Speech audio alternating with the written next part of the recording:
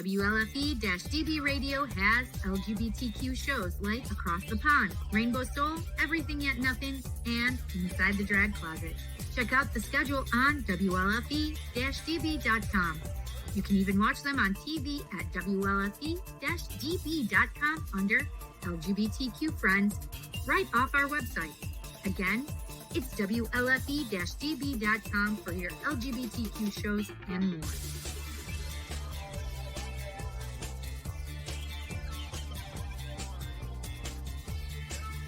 WLFE-DB.com, where talk radio is a whole lot better.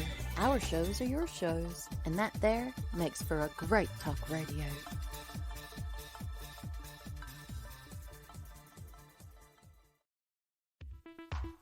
WLFE Digital Broadcast Network is on TV. You can watch all of our shows on WLFE-DB.com. Check out our channels. Paranormal View for all of your paranormal type shows. LGBTQ Friends for all of our LGBTQ shows. Variety Unlimited for all other shows. It runs 24/7 right on WLFE-DB.com. You'll even catch the lives, all in one place. Never miss an episode, past or future. WLFE-DB.com, where our shows are your shows. Search for your favorite shows like Where's My Sage, Inside the Drag Closet, Across the Pond, Everything Yet Nothing, Paratalk Radio, Step into the Paranormal, The Creepy Parlor, Just Cindy, and more. Now you won't miss an episode. Remember, follow Facebook Live and YouTube Live. Make sure you subscribe and follow your favorite WLFE-DB radio shows. You can find our shows where you listen to your favorite podcasts, like Spotify, Amazon Music, iHeartRadio, and more. WLFE-DB Radio is looking for podcasts to join our family. You don't have to fit any strict genre. We're a plethora of shows. If you're looking to jump on a growing network, then contact us at WLFEDBradio@gmail.com. Wow, Amazon Music just got a whole lot better. Your favorite shows from WLFE-DB Radio can now be found there. Yes, we are on Amazon Music, found under podcasts. Download the app, find podcasts, and search all of your favorite shows. Shows like Where's My Sage, Across the Pond, Everything Yet Nothing, Skeptical Help Bar, The Creepy Parlor, Just Cindy, and much more. Now you don't have to miss an episode ever. Amazon Music is WLFE-DB Radiofied.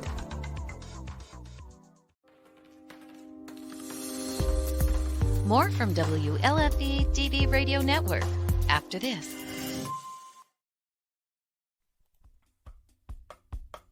Welcome to Rainbow Soul, part of the WLFE-DB Network, an explorative discussion about spirituality beyond mainstream religions. Hollis Taylor, author, psychic, astrologer, and alchemical mage, brings their non-binary perspective together with fellow drag king and trans man LeKross Ortiz, a Jewish Taino with spiritual background of exploration that has led him to an atheist perspective. Join these guys as they explore deep and difficult topics, all related to spirituality, offering a queer perspective and exploration of interesting topics and engaging guests to help explore conversations for the Rainbow Soul.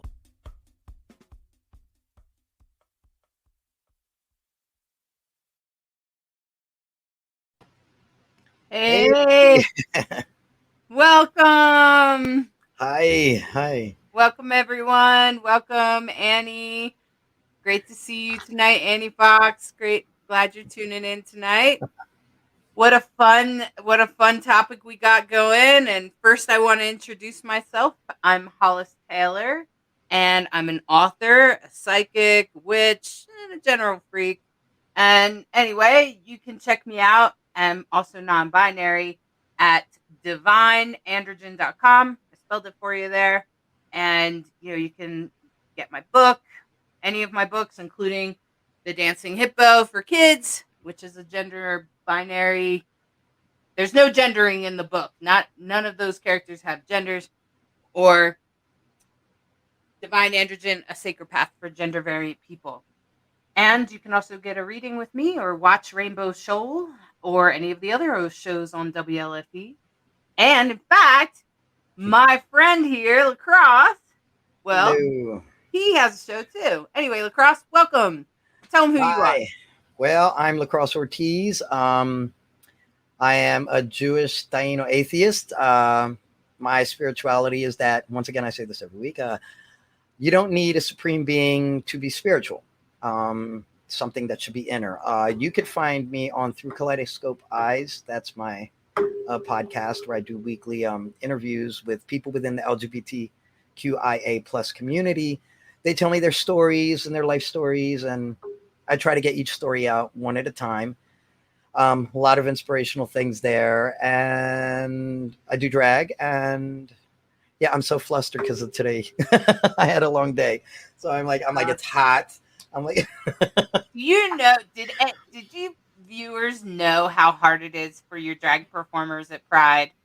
Pride is a long day. By the end of the day, we're freaking exhausted. Yeah. And most of the time is the weekend before is a competition, and the weekend before that is a different competition, and performances and appearances. Whew, Pride is a busy time for drag personas. Yeah. I know that personally, LeKross. Yeah. Thank you for representing Mr. Lancaster Pride and all the other titles that you've had to hold. So thank you for doing that. Oh, thank you. And, you know, I know Pride can be exhausting for us for sure. Yeah. This year, you see me kind of in the corner here, just smiling and listening. I'm just like, I'm trying to caffeinate myself. So, well, fantastic. I'm glad you are. And today's topic is actually kind of fun. Yeah.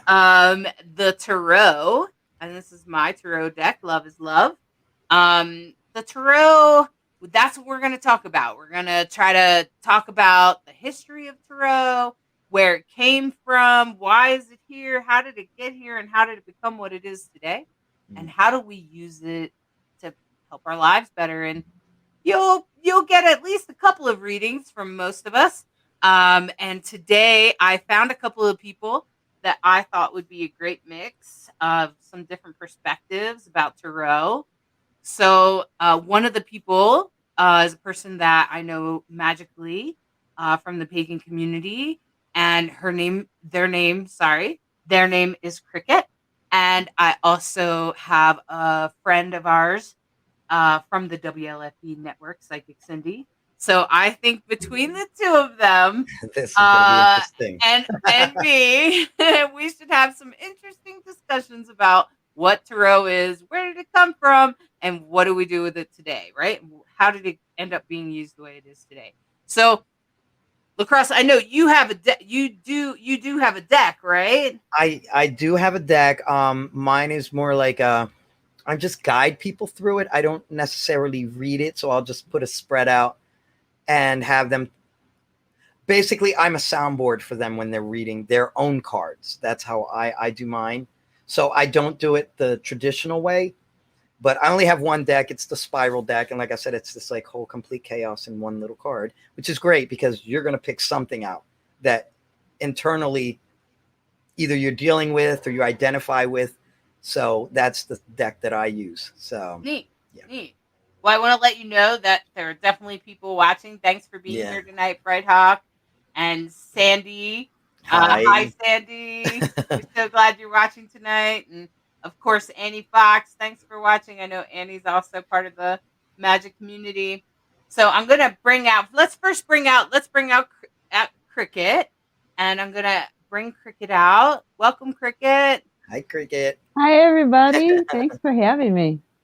Oh, we're so glad you're here. And why don't you tell us who you are? Well, let's see. I am, as you said, I'm a member of the pagan and magical communities, various ones across the United States. I consider myself an eclectic pagan. I came to paganism and found the cards when I got there through herbalism through the study of herbal medicine. One of the things that I started out as in my young adult life was as a nurse, and then I started learning about wellness medicine. And you can't, in my opinion, really work in a garden and work with these plants and stuff and not have some of the magic start to rub off on you. So as things often do, one thing led to another, and I found myself really fascinated with tarot cards, among other types of divination and magical meditation. Well, I just want to let you know, Annie's waving at you. Hi, Hi, Annie. Hi, nice to see you. Annie's part of our magical community. And now the other person that I invited on the show today is Psychic Cindy. Now, I'm just going to bring her out. She has a lot of great energy to add to the show. Welcome, Cindy. Hi, guys. Hey, Cindy. Welcome. I'm so glad you're here. I am too. This is so fun. I love it. I'm so glad you're here. Tell us who you are, Cindy. Tell us about who you are. I am Psychic Cindy. I have been a psychic medium for, well, my whole life, but I didn't know it until I was 26 years old. I do tarot. I mainly do my mediumship. And so when I do a reading, mainly I'm doing mediumship. But I have tarot show on on just my channel now. It's just on my my YouTube, which is at 7 p.m. on Tuesday nights. I call it Tarot Tuesday.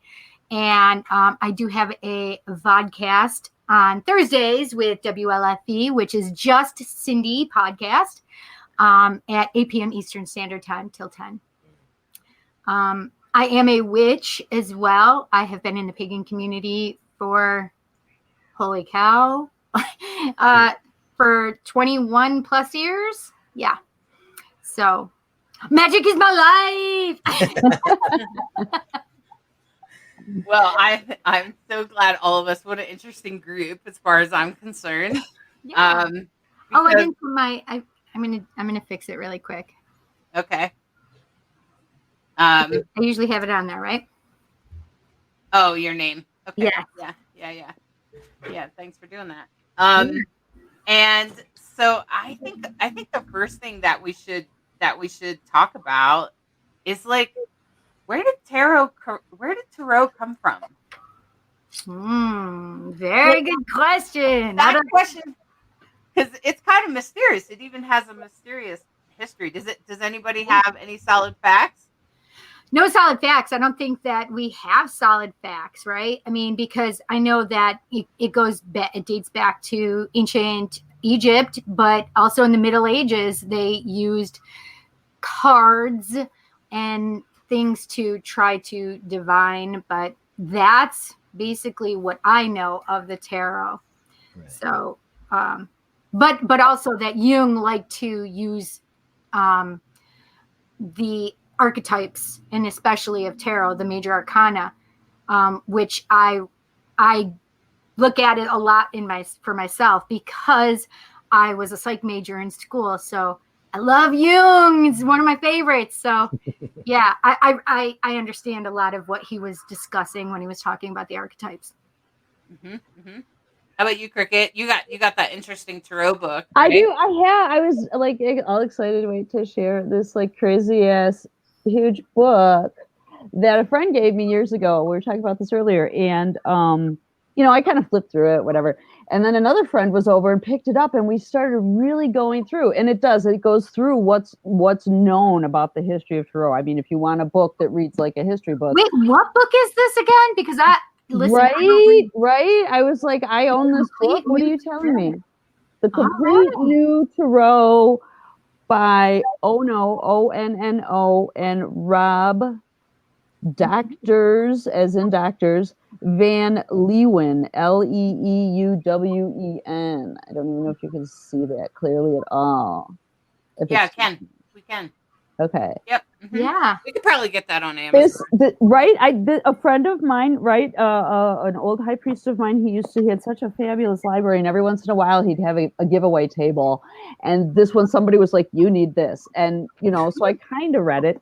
But it goes through just all this fascinating stuff. So back with the Egyptians, and also it was thought to have come from like Atlantis. There's, statements about that they were trying to transfer all of the knowledge and wisdom that they could before everything sank under the sea and was lost, right?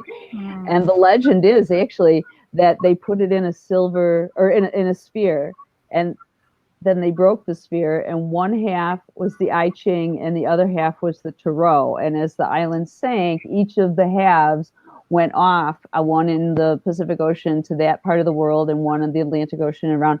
And so that's where the original parts of all this come from. And then this was the fascinating part. This was when I had to stop what I was doing for the rest of the evening, because she said, "Did you know the church banned a couple of the cards and completely changed the layout in the Middle Ages?" Of course they did. Doesn't surprise me. Apparently they tried to ban the whole thing and that wasn't working. So they made some adjustments that, we don't have to go into the whole history lesson of it, but they took out 2 cards, which actually were Truth and what was it? Truth and Juno and Jupiter. So it was Truth and Intuition were removed from our lives. And then the whole layout, if you lay the arcana out in a story, is off. And so that's what we were talking about, is all of a sudden things that used to be esoteric, higher plane ideas became physical manifestations. So death, instead of being like a spiritual ending to a new beginning and so forth, suddenly became this blam thing in the physical world that you're scared of now, but you come talk to us and we'll fix it for you. And exactly. Blah, blah. So anyway, I wanted to be sure to share this because I think everybody should read this, because we spent the rest of the night laying cards out because they have the way it was and what's missing and the way it is now. And we just sat there the rest of the night with taking pictures and talking in, nerd-ish for the rest of the evening. Yes, nerding. Tarot nerding.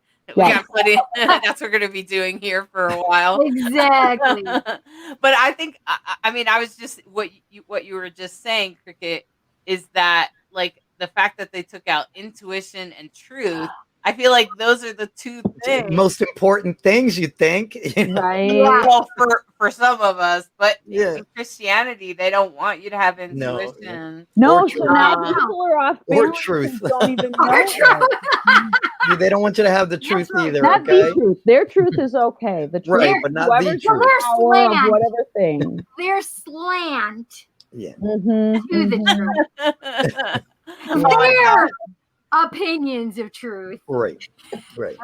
Well, Sandy said that the earliest set of tarot cards was created in the 14th century. So that's interesting. That's about when the Middle Ages. Yeah. Right. Yeah. Middle Ages. And Brighthawk was saying 1450 Italy. Wealthy families commissioned them. Stories were allegorical, and the 4 suits. 1909, the Rider-Waite Tarot was created, which I was like, is that right before the pandemic? The pandemic. The pandemic, which was in 1920. Which they call, I think it was a Spanish flu. Right. Yeah, the Spanish flu or something like that. Yes, they decided to blame it on Spain, even though it was proven later that it was not. It started here in the U.S. It was only because they were the first country to talk about it. Well, see, if they would have had the Jupiter and the Juno, they would have known that it didn't start there. Right, exactly, like Christianity. Oh my gosh, Christianity only wants you to know. That's right. That's right. Yeah, so that's very interesting because the tarot feels to me like, okay, so I think now that we've covered the history and the facts as far as we know, and it has a little bit of a mysterious background because at one point it was just like a game, and then later after, I think I was reading that after the pandemic that it started to become more spiritual in the Renaissance after the pandemic in 1920. Afterwards, in the Renaissance afterwards, people started to see it more spiritual and more future telling and more deep. And I think even today it's under a different revolution. Like it's changed its meaning. Like it used to be like it would predict if you were gonna get $100 next week, but now it's more like it's something different, because now I personally feel that the tarot, for me anyway, is my way of communicating with the divine or with the universe, that the universe sends certain cards to me so that I know how to handle my life. Like if I'm at a point where I'm like, I just don't know what to do, then I might turn to the tarot and see what the divine says for me or guides me, how it guides me. So what do you think, Cindy? What does it mean to you today? So I think that's a great way to look at it, right? Because if we could have our own, if everybody had their own tarot deck, they'd be like, okay, let's see. The only problem is sometimes people get a little overboard and they only view the tarot as the gospel, right? And that's where it becomes unhealthy. So instead, if you look at it to a much more spiritual place and say, okay, what are the things that I may need to watch out for the week, for the day, whatever it is, like just look at it as a healthy, like point of view, right? And really like flipping a card over and saying, okay, all right, ooh, 5 of Swords, that's not so fun. Right? Oh, why did I pull that card? Oh, we're putting it back. Right. But it's a good way to kind of keep us in check, right? To really look at the other thing is I know people that will only use the major arcana when they're pulling a card for themselves for the day, because because the major arcana is supposed to be more spirit led, whereas the minor arcana is supposed to be more mundane, right? The here. And so I do have people that will just pull major arcana cards for themselves. I didn't know that the major and minor were split that way. Yeah. That's interesting. Go ahead, Cricket. What do you got? What does it mean for you? I think that for me, the tarot, the way I entered into it, I was thinking back to the first time I ever saw the deck, and it actually was before I was with the public group. I was at a hockey game of all things, and right on Halloween, and they had Halloween. That's amazing, right? A Blackhawks game on Halloween, and they had all of these different fun things set up so that in between periods you could wander around and have your fortune told and stuff like that, right?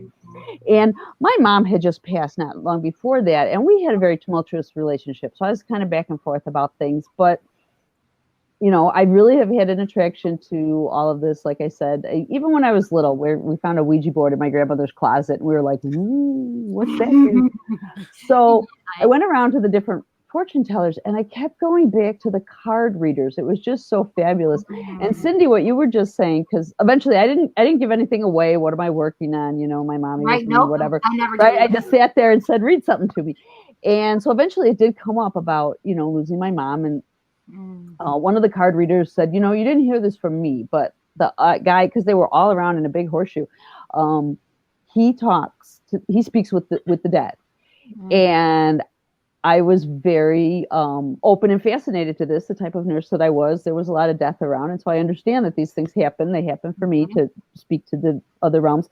And so I went back, and he pulled his deck out, and he actually pulled, I didn't know at that time, I figured it out later, he pulled all the major arcana out and then put the deck down until I said, you know, a card that made me think of my mom or whatever. And it was interesting because the next thing he did was pull out a New Testament. And it was like so high. I was like, I need a copy of that. What's in there? Because he had like stuff highlighted, and he somehow equated. I now know that this was the 9 of Pentacles with whatever he looked at in the Bible, and he didn't say to me what it was. And then he took off. I know, right? And then he looked at me, and he took off all his rings, which like took forever because he had so many. And he but my mom could never wear rings because she had a skin thing. So he took off all these rings and then looked at me and said something my mom would have said. And it was completely. So the long version of the answer to the question you asked me is, what do I think of the tarot? And I think it's so many things for us, right? It's springboard into what this gentleman was doing, which really was a healing moment for me and started my interest in the deck. We can use it for, lately I've been doing like online a card a day kind of thing for people. And a lot of it deals with like emotional healing, right? And rebuilding our foundation and finding ourselves again and healing our heart and so forth. So there's like so much, including if it wants to tell me it's going to give me $100 next week, I'm all about that too. I'm all about that too. Can we just, can I up the ante though? Maybe let's go for thousands. Right. 10, I just 20, want 1 million. 10,000. That's all I want. Just 1 million. I wouldn't step nothing over else. Also, 5 need if 1 it was million. laid in the Greedy. parking lot. Listen, that's what I say. Listen, if I win the lottery, half goes to taxes. I could buy a house. I could buy a car, brand new. I could pay off my mom's mortgage, right? See? These are simple things in life. Right? Wow. So how about you, LeKross? What do you think? What do you think tarot is? To me, I consider them options, guidelines. In other words, if I'm guiding somebody through a reading, I make clear to them this is not set in stone. Anything can shift and change. That's right. This is just showing you a possibility. Right. And I think that, like with me, it's all possibilities. I could take it and say, damn, that's going to happen to me. Or I can say, no, I choose to change my own destiny with that. So that's pretty much how I look at tarot for when I do. And I don't do like online readings or anything. I just, like, if somebody, they'll see the deck and say, hey, read it. And I'm like, no, you read it. I'll just show the cards and you read it. What do you see? You know, and once again, I just soundboard them. And then at the end of it, they're like, oh my God, you're so good. No, that was you. You needed to hear that from yourself. Oh, that's a And this is an beautiful way option. of putting it. Yeah. So I said, and these are your options. If you go that way, it doesn't look like it's going to turn out good for you. But if you don't, just know that you can change it. So. Yeah. Wow. Well, it looks like a lot of people, Pamela said, could tarot be looked at as a guidepost? I get to a crossroad and I'm unsure which direction to go. Tarot can help me make the decision that guides me in the direction I need to go at that time. Each time I'm at a crossroad, I may choose a different direction. Right. Yeah, exactly, Tamala. I think that's kind of what I think we all agree that it's a way to our guides. It's a way to guide us. Evie was saying there are those who say that tarot or any divination method are methods of tapping into the universal knowledge we have on a subconscious level, which is a way that many people who don't necessarily believe in the mystical aspects of such readings feel they can connect with it regardless of their spiritual path. Okay, well, that explains why strong Christians sometimes come and get a tarot reading. Right. Can I add something though? Go for it. The thing is not all tarot readers will read tarot the way it's supposed to be read, right? Because I know certain cards look a certain way and they're supposed to say a specific thing. But if I'm not picking that up because of the symbology that's on the card, my intuition is saying something else or spirit is saying something else to me, I may not read that card as it's supposed to be, right? Right. Because I'm picking up something completely different. However, it was that card that needed me to be presented for me to be able to have that intuition, right? So and when you say that, like, maybe it depends on the deck, because like you could look at I know in this deck, this queer deck, there's a priestess card that I'm like, the priest card, the high priest card is actually a trans woman. And there are some cards in here that just don't ring true for the normal Rider-Waite. And so I agree. And sometimes so I have 1, 2, 3, 4, 5, 6, 7, 8, 9, 10, 11, 12, 13, 14, 15 that are just tarot. That's not including my oracle decks, right? These are strictly just tarot decks. So I have tarot decks. I have the Thoth deck, which was my very first deck, and I do not suggest that to be your very first deck for anything. It is, and back in the day, they used to tell you, sleep with your deck, put it under. So not that one, honey. 7 days, you need to put it under your pillow and sleep with it. Oh, no. That's horrific. Do not do that with the Thoth deck. This is a warning. Right? sleep with Oh, your my God. Were your deck. dreams did you dream like in Picasso? Oh, no. They were the most Salvador Dali? thirsty dreams I'd ever had, where I was hunting and killing people, Oh, my goodness. sacrificing people. Oh, yeah. Actually, I have more than that, because That's too much, man. so then the second deck I got was at an estate sale, and I had no idea that it was even a deck, because it just looked like, hang on, let me see if I can get it, because it's hiding from me right now. They're like, you're talking about it? I don't want to do it. An estate sale would make me wonder if it was emotionally imprinted. Right? You may need to clear it. Oh, no. Yeah. I mean, well, not you. This is a long time ago, but I'm just saying anybody that, does things like that, because people do buy magical items at estate sales, and They do. they do retain energy from the past. So you want to just kind of reset the system before you start to Absolutely. work with something. So this was a woman who, so was in my local area, Monroe County. We were doing the estate sale because I worked for the company. Her parents had taken her things from New York City, where she was living, because she came up missing, and it was like 1995 or 6. Wow. And she had come up missing. So I just saw this beautiful box. This is what I saw.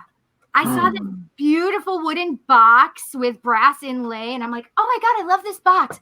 And this box followed me all over the house, just like the Thoth did at the store that I bought it from.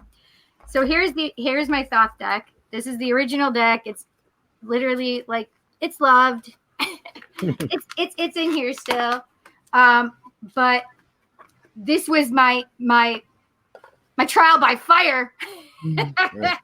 My trial by fire, and it was terrifying.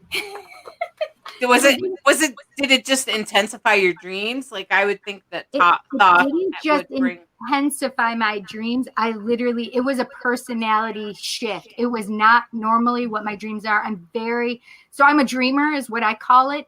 I'm very lucid dreamer. And so when I had these cards under my pillow, I suddenly was in that place, space, time of Aleister Crowley. And we know that he was a magician, but not the most ethical magician. He's more of a blackish magician. Right. He had a different skew and slant on things than I do. So when I got that, I didn't associate it the first time. The first time I put it under my pillow. The second time I put it under my pillow is when I realized, and the second week of bloodthirsty, murderous dreams that I was having. Oh no. I found out that it was not me, that it was the tarot that was doing it. However, my friend Andy, who worked with me, I told him, I need this box. It keeps following me around the house. And he's like, what are you talking about? He's like, Cindy, you can't have that. And I'm like, what are you talking about?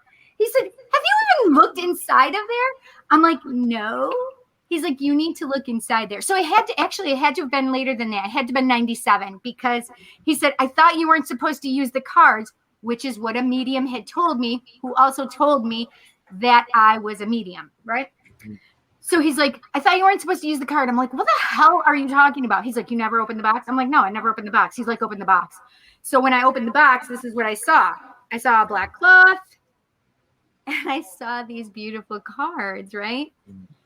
And these beautiful cards were just amazing to me. And I'm like, holy shit balls, I need them in my life, because they obviously want me.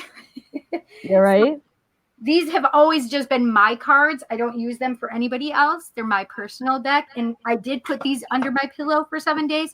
And I can't tell you the most amazing, beautiful, lovely dreams I've ever had in my entire life. From these 2 decks, I have never put another tarot deck under my pillow again because I don't want to after this deck. Right. But yes, I would definitely have everybody once they get a new deck, because I have tons of decks, right? I've been given decks over the years, and you really should cleanse them and just imprint your own energy into them. But this is the thing, is so many people are very peculiar about their decks. Like, they don't want other people touching them or blah, blah, blah. I'm not like that. Like, if I'm doing a reading, I know my energy is in there and I know I'll be able to read it no matter what. That's how I've tuned my decks. That's how I know to use my decks. And Right. so, and because they supposedly take on our personality, I hope not. I think that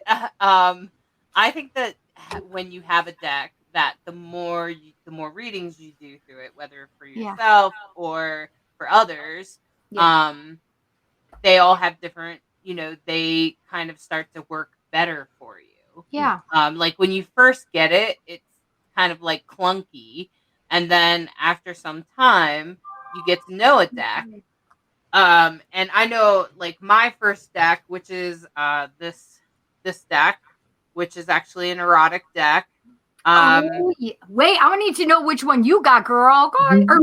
Sorry, not girl. Yeah, it's all good. It's just how I say it. Sorry. Okay.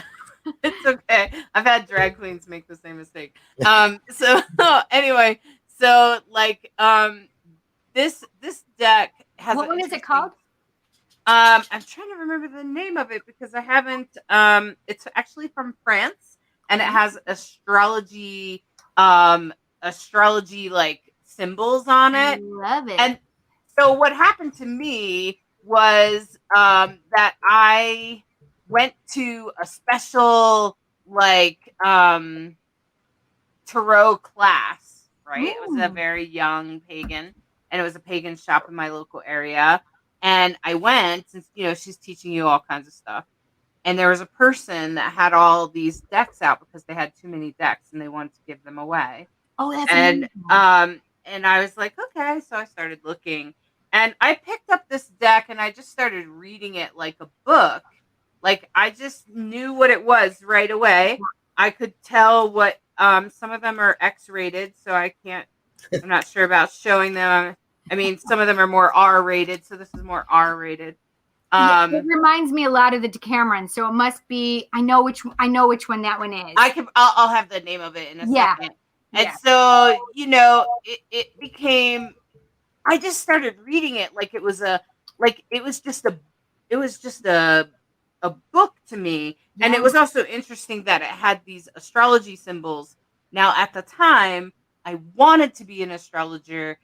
I was about 20, but I really didn't know much about astrology. I just knew that those were astrology symbols. Right. That was all I knew. And the more I started to read the deck, and as the years went by, this is actually my third version of it. Oh, wow. It's the first time. No, the first time it got caught in a flood. Oh. At the cult I was in, I left it in my. Did you say my the cult I was in? Yeah, I was in a cult. So and you could stay there, you could camp there, and you could leave your tent for as long as you wanted. And so I did, and it flooded while I was gone, and the deck got ruined. Right? Oh no! And then the second time I ruined the deck was when I was traveling in my van. They got spread all over the van, and some of them got destroyed by they just got messed up. And so that happens sometimes. It's not that I'm irresponsible with them. It's just that shit happens. Yeah. And so I still bought the deck for the for the second time, because I actually bought it twice and was given the first time. And so I did that because I felt like as soon as I picked them up, they're right on. They are on point.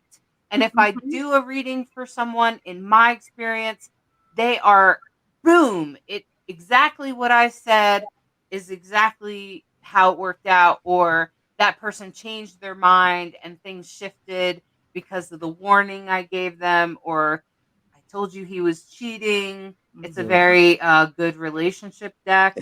And, you know, but what I realized is that because some of them are X-rated, I couldn't always show them on screen.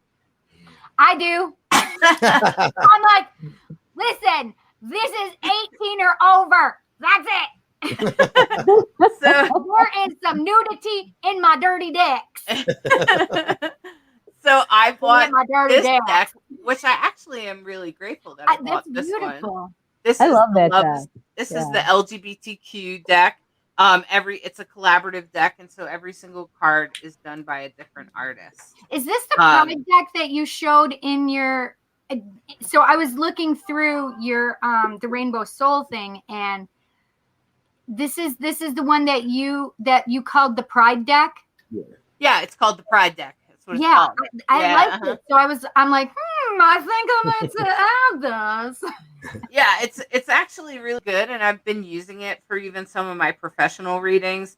And I just kind of go by whatever I feel in the moment. If someone calls me for a professional reading, and I just picked the deck. I don't always use this deck, the LGBTQ deck. A lot of times, if they can't see what I'm doing, I'll use the X-rated deck, right? But this time, I just yesterday, I was like, and I just picked up the other LGBTQ deck. And then about 5 minutes in the conversation, the person was like, I'm a trans man. And I'm like, of course you are. That's why this deck screamed at me and said, use me, because they needed a reading from this deck because it told them. Isn't it fun how they do that? Yeah. So it's funny. Cricket, tell us about your decks, Cricket, or what deck you got. Well, the one I'm holding here right now is it's the Herbal Tarot. I'm trying to get the. I was looking at that one before. I love this deck. I went to buy it. It was gone. Really? It was sold out. Yes. Good, because people have been asking me what deck it is, and I started with the Pamela Cole Smith Rider Waite deck because that was the deck that I was first introduced to, and I really love the watercolors in that deck. The way the detailing is slightly different than the original Rider Waite, and so that was my first deck. And then I stumbled across this one as I started my herbal studies, and I bought it because of the plants and because it's fun to like draw a plant a day and see the correspondences and stuff. And, but I really didn't like connect deeply with it. And then all the 4 decks that I primarily use are all listed on my webpage that Hollis is kind enough to run through in the scroll here. And then I saw the Tarot of the Ages, which to me is just such that deck. I saw a picture of one card and I had to have, it was one of those moments, right? And that one, right, Cindy's nodding about it, is each of the suits and the major arcana are the different ancestral peoples of this planet. I saw that on your website and it just intrigued me because I've never heard of it. So I'm really curious about it. Wait, let me see. I think I have it right over here. Yes, By the way, the erotic deck is called Manara. That's exactly the one I thought. All right, well, I got to write that down because I do not have. That intrigues me. That is intriguing me. What a fun concept. I have a friend who is a vendor, and he does stones, and his partner does tarot cards. And you walk into their vending tent or their shop or whatever, and it's just hundreds and hundreds of stones and hundreds of tarot decks, and you can just spend like the whole day in there just talking. Wait, where is this? So he's a festival vendor, so he goes to different. I'm not sure. They're from Ohio. Do they have a brick and mortar store? I'm not sure. If I find out more, I'll let you know. Thanks, I would appreciate it. Yeah, Gene is he's amazing, and so he found this deck. What is Gene's last name? Gene and Lisa Owen is the tarot person. So it's like the wands are the continent of Africa. Beautiful. So all the cards, and in here they're batons, but it's the suit of batons or wands. So there's your fire. The swords are Nordic. So they're the Nordic tribes of the northern hemispheres. The coins are India and Asia. So you have these beautiful images from the Asian peoples. The major arcana is from Egypt, so they're all Egyptian. Oh, I love it. Right. And then cups, if I could find one here, are the Americas represented by the South American tribes. So they're just beautiful. Here's the Knight of Cups. So just so wow. Yeah, so that was another deck that I fell in love with, and I feel like that one sends out, kind of connects with the ancestors, you know, our angels, our ancestors, the past. So if we have some kind of question or something we're working on like that. And then the fourth deck that I enjoy, that Casey gave me a few years ago, is the Osho Zen Tarot. And I just, again, the artwork is just phenomenal. Oh, wow. Deck. Yeah, so that deck was given to me, and my daughter was about 7 or 8, and I literally gave it to my daughter because I didn't jive with it, right? Right, yeah. And she absolutely loves it. She had lost a couple of them, so she bought another one over the years, and so she bought the second deck, and she absolutely loves those Osho's.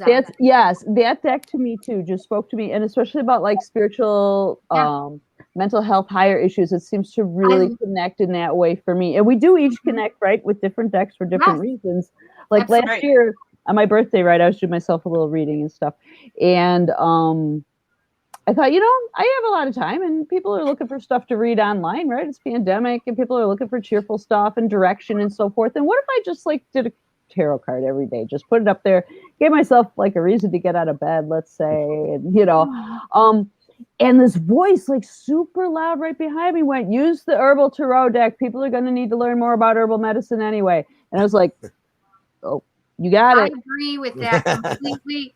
100% Cricket. So I've had people getting in touch with me, and maybe I hope that would be exciting if this is why it's sold out, because I keep telling everybody where it is and what it is, where they can get it, the companion book. And I mean, like in some of my herbal education groups and stuff, people are contacting me, and I know they're not pagan, right? And I've only had very few negative comments. I came here to learn about herbs, not about woo-woo stuff. And they get like shouted down by people. So, right. So I feel like this was a good pairing, this herbal tarot, for like the general population for what I'm doing specifically and getting in touch with and using as a further education tool. And the other thing I wanted to say was you were talking about different ways that people read things. I read inversions differently than most people. It was another one of those moments where the tarot deck, I was laying out some cards and stuff, and I never used to read inversions. Some people skip them, you know, they're negative. I don't want to do that. I don't want to go there. What does that mean? Versions? Is that what you're saying? Inversions where they're upside. Yeah, I don't read inverted either. Well, I see, and I didn't either because I've lived through enough negative stuff in my life. We're not going there. You can keep it. And then in my ear one day, really loud, the cards went. But an inversion means you look within to find that energy. It doesn't mean that it's negative or wrong or bad. The right side up card, right, means that it's what's out here. And the inversion means look in here for what the answer. But I feel that if it's inverted, they'll let me know what it is anyway. Do you know what I mean? Spirit will tell me. Right. It doesn't change it very much. I've discovered. But that was the For me, it depends on the deck. Oh, really? Some decks I read. This erotic deck, I will read inverted, but I didn't always. And essentially kind of what Cricket was saying is that they started saying, hey, the inverted just means this or that. And it's not necessarily negative. It's kind of like when Mercury's in retrograde, it's not always negative, right? It's more of a time that you might refine things. And maybe it depends on the situation and the card and the reading and what else is around it, right? And I agree. LeKross, you have a deck too, right? Which deck do you use? Yeah, I want to see LeKross. It's called the Spiral. I sent you a picture. Yep, here we go. Ooh, and I just love the artwork. I love the. Oh, I see all the. There's something in there, like there's no way to look at this and not see anything. To me, it's all very powerful. This is the only deck I use. I won't use anything else because this is the only thing that I can connect to. And I do but I do guide inverted also. In the sense, like, I guess what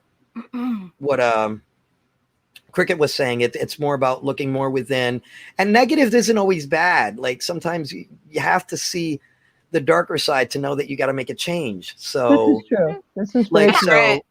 so I noticed that, some of them also have astrology. Yes, yeah, they did. and it actually has like the alphabet, and being Jewish, that's important to me because each one, and it has the zodiac elements.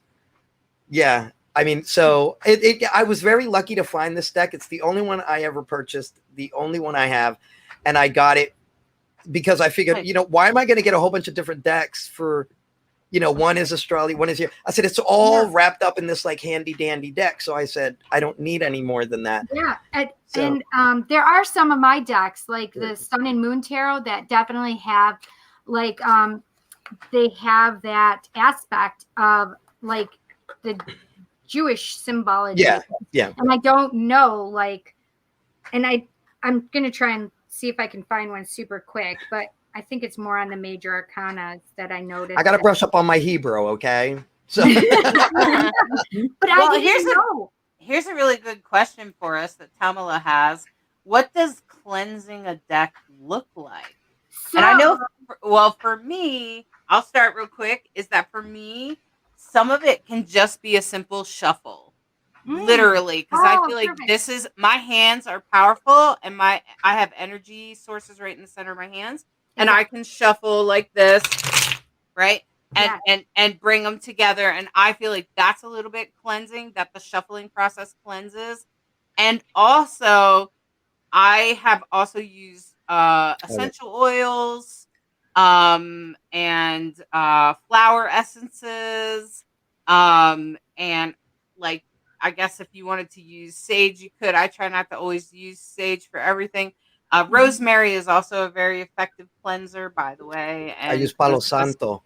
Use Palo Santo. Well, that makes sense because that's your culture. You know what I mean? Good job, LeKross. Right. And so go ahead, everybody else. Go ahead and tell us, what does cleansing look like for you? Yeah. Oh, me, basically me, I just literally just hold them.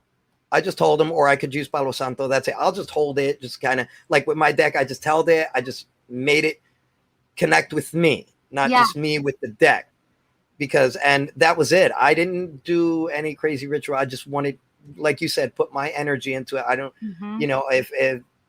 if that's all I did. And like I said, and I burned Palo Santo around it. I didn't like go all over it, but I mean, just the essence and just knowing, because I'm not just like, I didn't need to do all that. But I mean, I think for me, it's more my energy. I just held it and just, because if there's any other residue, I'm a pretty aggressive person. It's gone. That's right. I'm like, you got to go. That's gotta right. Go. So back in the day, when I first was learning, they, especially with magical beings, and we are told to do it ritualistically, right? Use earth, air, fire, and water, right? So I would literally cleanse my decks through air, being, smudge or incense, and then fire, running it over the fire flames, and putting a dab of water on it, and making sure I put my crystal on it, right? Or putting it on the earth, right? Right. But I'm like, I don't need to do this. This is mine. I know that this is mine. Right. And because I'm one of those witches that I'm not so super ritualistic, I'm an Aries. I live in my goddamn head, literally. I do everything in my mind, and I have to even remember to go, wait, did I say that out loud or was it in my head? But my sons answer me. So then I'm like, I don't really know if it was out loud or in my head still. But I do the same thing with my decks. Like, it's more of like, I know you're mine. You and I are getting together. You're clear because you're mine. And it's just that you put your energy and intensity in there. And that's how I do it as well. And because I also know about my chakras and hand energy and stuff like that, I know that my energy is boom, it's mine. Go Cricket. Go ahead, Cricket. I would agree with that. I mean, especially when I think all of us are first starting out on our magical or our spiritual path, right? We want to get all the elements in there. We want to, like LeKross said, there's everything on the card. So he's got all his bases covered and he connects to it through that way. And so especially, right, like sometimes there's talk, especially recently, about newbie witches and what they're doing and so forth. But I can remember having all the bells and whistles because it's fun. It's fun. I'm not necessarily a ritual magician or ceremonial magician. I enjoy ritual and I enjoy being part of those things. But it's a lot more, I'm a Libra, right? So a lot more intellectual for me as well. Oh, that's pretty. That's beautiful. This is the back of my Guild Tarot deck. And that's the Tree of Life, right? Nice. I gotta see it. The Sephiroth. Yeah, it's lovely. Yeah, I love Sephiroth. It's the Tree of Life. Yeah.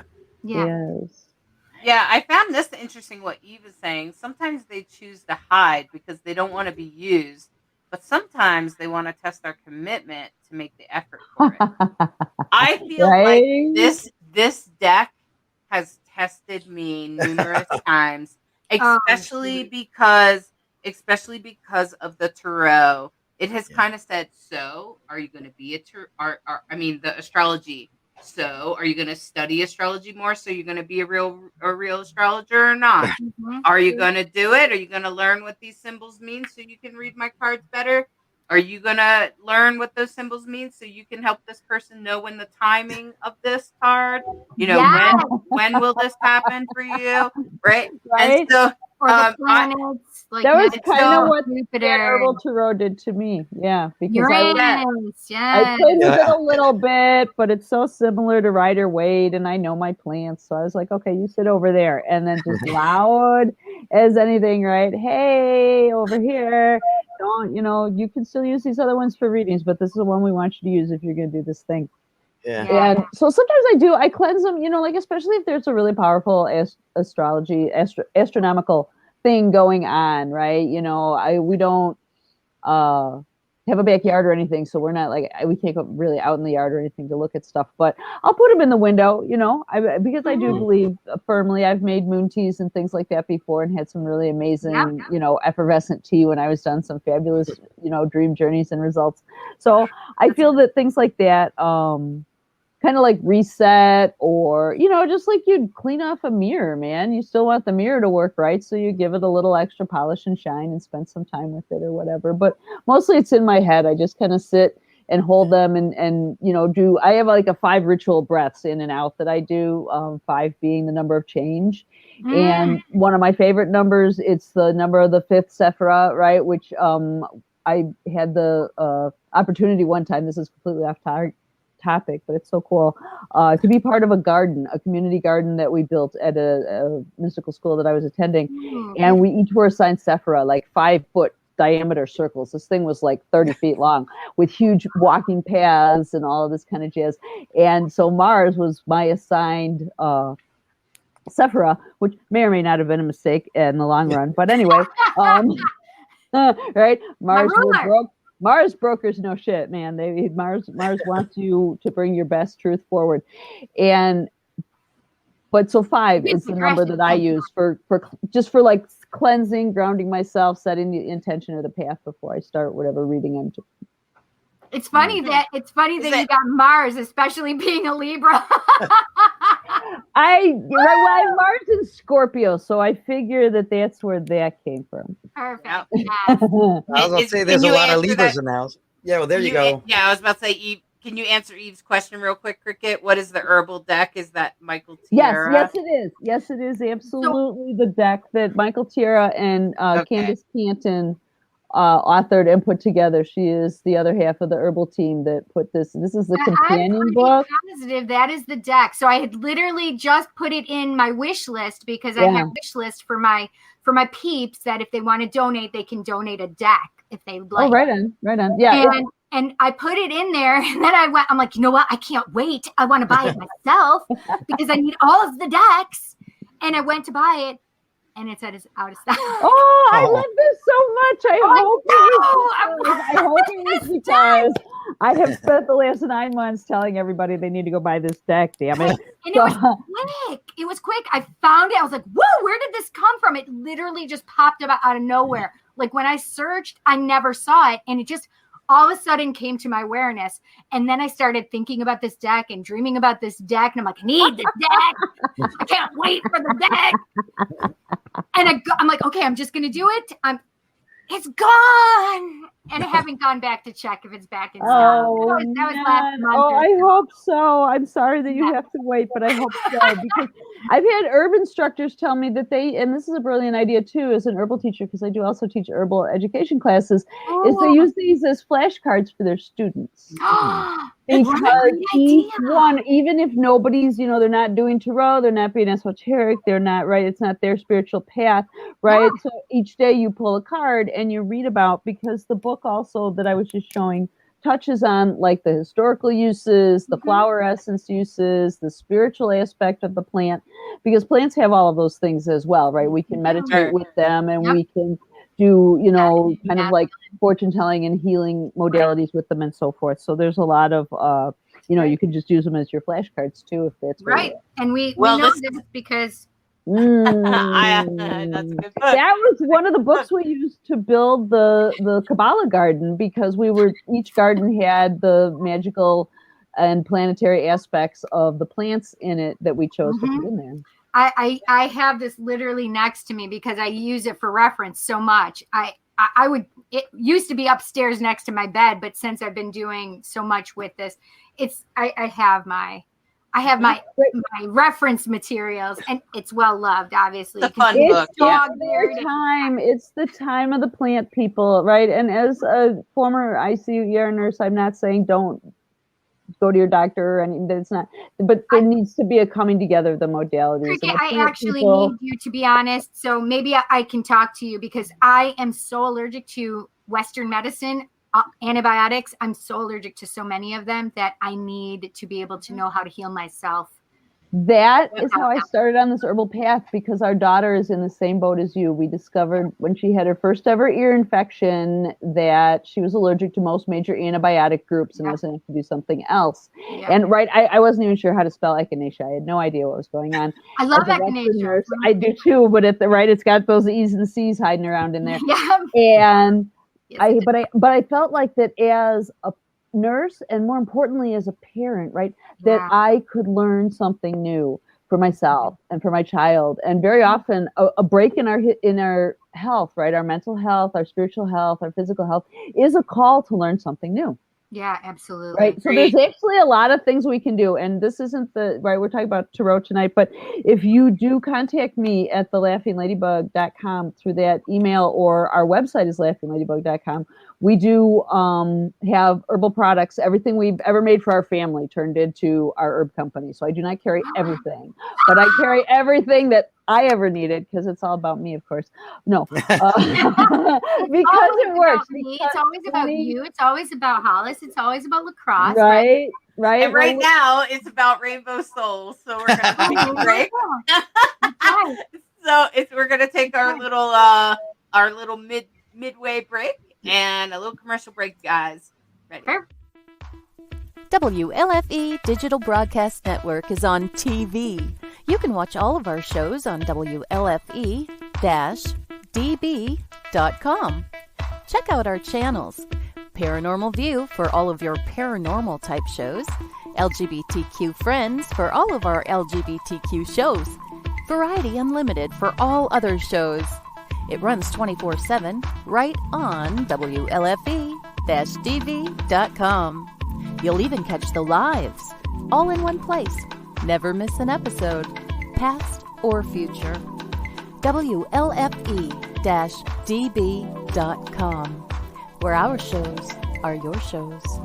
Search for your favorite shows like Where's My Sage, Inside the Drag Closet, Across the Pond, Everything Yet Nothing, Paratalk Radio, Step into the Paranormal, The Creepy Parlor, Just Cindy, and more. Now you won't miss an episode. Remember, follow Facebook Live and YouTube Live. Make sure you subscribe and follow your favorite WLFE-DB radio shows. You can find our shows where you listen to your favorite podcasts, like Spotify, Amazon Music, iHeartRadio, and more. WLFE-DB Radio is looking for podcasts to join our family. You don't have to fit any strict genre. We're a plethora of shows. If you're looking to jump on a growing network, then contact us at WLFEDBradio@gmail.com. Wow, Amazon Music just got a whole lot better. Your favorite shows from WLFE-DB Radio can now be found there. Yes, we are on Amazon Music, found under podcasts. Download the app, find podcasts, and search all of your favorite shows. Shows like Where's My Sage? Across the Pond, Everything Yet Nothing, Skeptical Help Bar, The Creepy Parlor, Just Cindy, and much more. Now you don't have to miss an episode ever. Amazon Music is WLFE-DB Radiofied.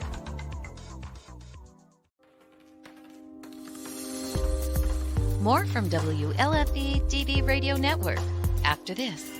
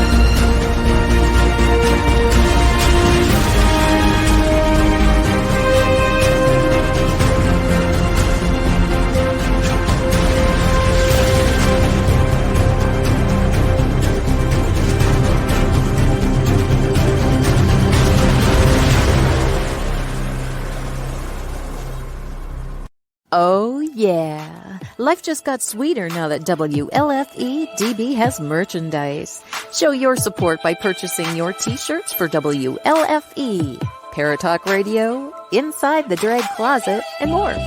But it doesn't stop there. T-shirts, coffee mugs, tanks, buttons, cloth bags, and more. Go to WLFE-DB.com. On the top bar, click on the merchandise tab and bam, there you go. You got merch. Support the shows. WLFE-DB.com. All right. Well, welcome back. And someone in the chat, I just want to answer real quick. Do you know that person? Yes. Rodriguez. I can read Spanish. So if it's going to take him a few minutes probably now to write it, but yeah, I can read Spanish. You can read Spanish. Fantastic. Yes. So I can't write it, but I can read it. You can't write it, but you can. Well, yeah, it's weird. I can barely write English. Hopefully you can read it in Spanish and then maybe say I'll retranslate it in English. Yeah. Thank you for doing that, because I definitely can't read or speak Spanish, and when I go to Spanish-speaking countries, I have to download an interpreter. Yo no hablo español. Okay, yeah. I don't speak Spanish. No, I do know a few words like gracias, and and that's about it. So, and I know how to So count. you know what we could do is in the meantime, we can answer some of these questions, the previous questions that have been there while he writes it. And then, because there was a lot of, like, I saw a lot of like comments and stuff. So maybe we could go through that real quick. Yep. Well, I want to bring Cricket and Cindy back. So I'm going to bring Cindy out.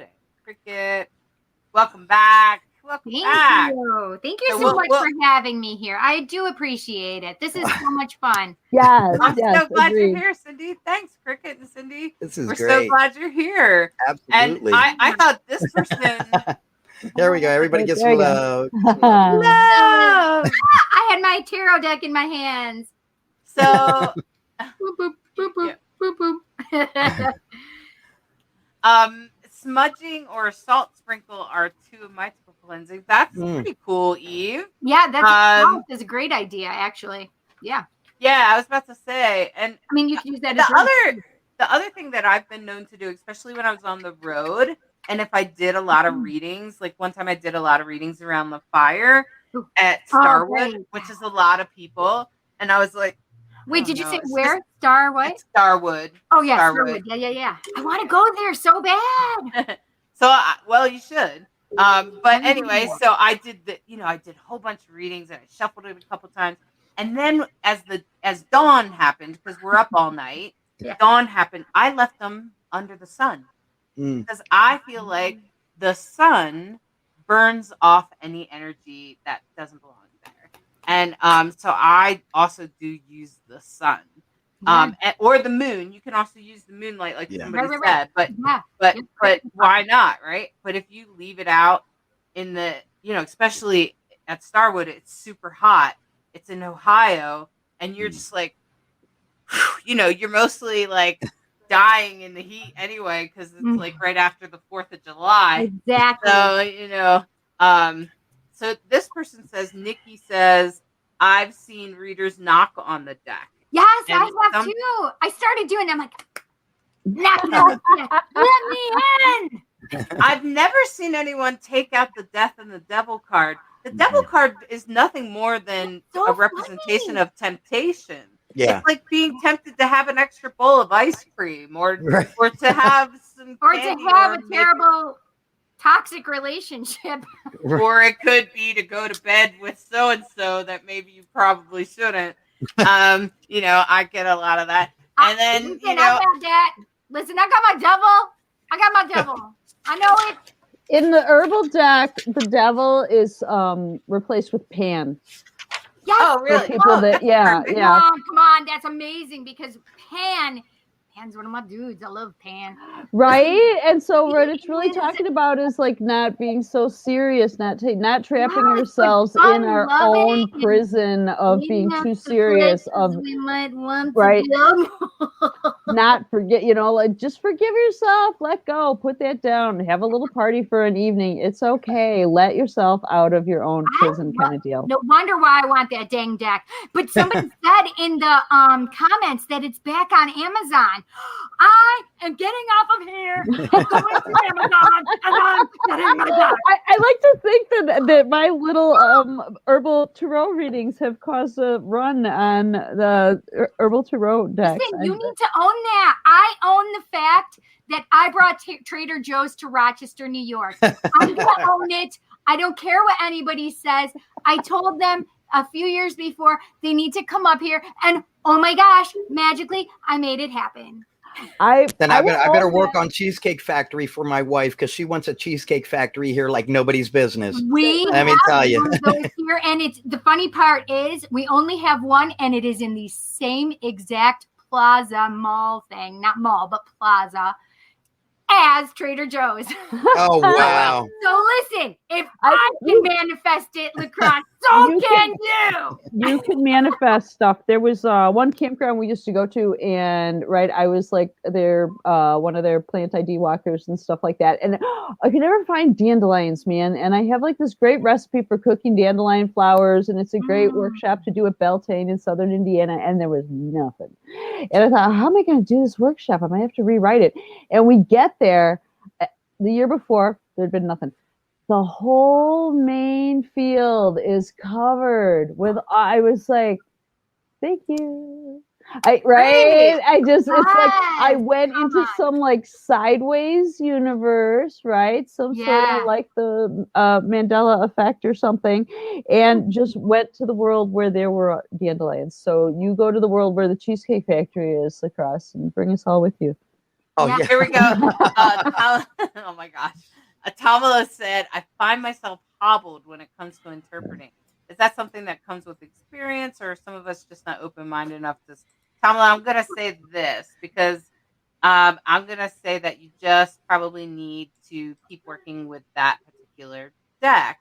Like, or because when I went to that tarot class I told you about when I was 20, I had bought in the store a unicorn deck, and it was a pretty good deck, and it's based on Rider-Waite. And but I didn't understand any of that at the time. I was a complete newbie. I was completely walking a fresh path, and I found myself hobbled reading that deck. And then I went to the class and found this deck, and I was like, "Oh, I'm putting the unicorn deck down." And I started reading this deck because this one read like a book to me. So you might want to consider either a different deck, but if you've tried that, take the deck that speaks the most to you, and then just once a day, pull one card. You don't have to sleep with it under your pillow. No, but if you want to, you can. No. And if it's the Thoth deck, maybe you're not. But That's the deck I don't use, man. I've held that deck before, and I'm like, we're not friends. I put mine on the altar beside my head. Intense. It's really an intense deck, and Right? I would not recommend it for beginners. It is not a beginner deck, and I used it as a beginner deck.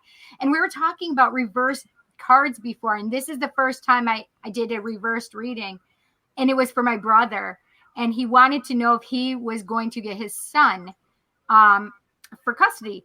And this had the Empress reversed. I said, oh my gosh, you're going to become the mother. It wasn't the father because he was already a father. He was going to become the mother. And it showed me the Empress reversed. And I will never, ever forget that because they'll let you know. So I know if I'm supposed to read something reversed. I definitely know that. Right. You get a feel. The question that was just asked, you get a feel for it. And it helps to have the deck that you feel the energy of. And it also helps for me, it helped at the beginning, especially, right? Because I didn't feel like I was all that intuitive or whatever, which is nonsense, but that's what I told myself at the time. Right. Yeah, we all tell ourselves that at one point or another, right? We're making it up. We're not good enough, right? Right. So the thing I started with was paying attention to the symbology, because that was a way for intellectual me to find, right, what do fives mean? What does the suit of air stand for? What is the concept behind this, right? And so I was able to bring that to myself. And like Hollis said, if you really resonate with the deck, you kind of play with it and tell yourself a story with the pictures, because it is the story of the journey of the Fool, going right through each of the cards and each of the elements with whatever's in their little pack and whatever they learn along the way. So you just kind of, I felt like I just had to sort of play with it. And then sometimes you do get stuff that comes through and you have no idea where it came from. And that's the other thing where you start to trust your intuition, because I have a great imagination. I can imagine all sorts of nonsense all day long. But when something comes through that I wouldn't have thought of, I wouldn't have imagined, that's not where my mind would have gone, then I assume it's true. Right? The universe like sent it by and I grabbed it and it came out of my mouth. And because it is a true statement that the universe wanted out there. Exactly. And then you trust yourself for those. I mean, like, you're not telling anybody to run in traffic or kill their grandmother or anything, right? You're just saying things like the inverted Empress made you feel this way, so that came out of your mouth. Exactly. Right. And LeKross, do you have the dream? Did you get the dream? I got the dream. Really cool. That was really cool. That's a great dream. I have well, I'll read it out because I mean, it's translated. I have it translated, so I'll read it out. It says, in my dream, I was at a family reunion. There was my younger brother, my dad, my mom, and my older sisters. I was saying something to my brother who was in front of me. Suddenly, my grandmother enters the place where we were. The matter is that my grandmother died in 2013, and we were all surprised to see her. She did not hurt anyone. I asked him, what are you doing here? And she said, I have to work. She walked past me and out the door that was behind me. Now, I don't interpret. I'll explain my interpretations. I don't interpret like symbology like most. I dig into the dream, look on it more impressive, because it is a lot of it is subconscious. Right. So it's just people dealing with things in their sleep that they don't do with waking. So it's almost like a psychology. Now it's a family reunion. And it's hard because when you don't have them face to face, you can't ask more details. Like, were you close to your family? What did they represent? The only thing that stands out to me is my grandmother entered a room, place where we were. The matter is that she passed in 2013. So this is something from the past. This is something old, or not old, but a loss. So whatever's happening here is a loss.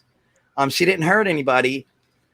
Which I think is funny. I thought that was a very interesting statement. Yeah, exactly. Like, so what was expected was there supposed to be hurt? Was she, nice? Was she not so nice?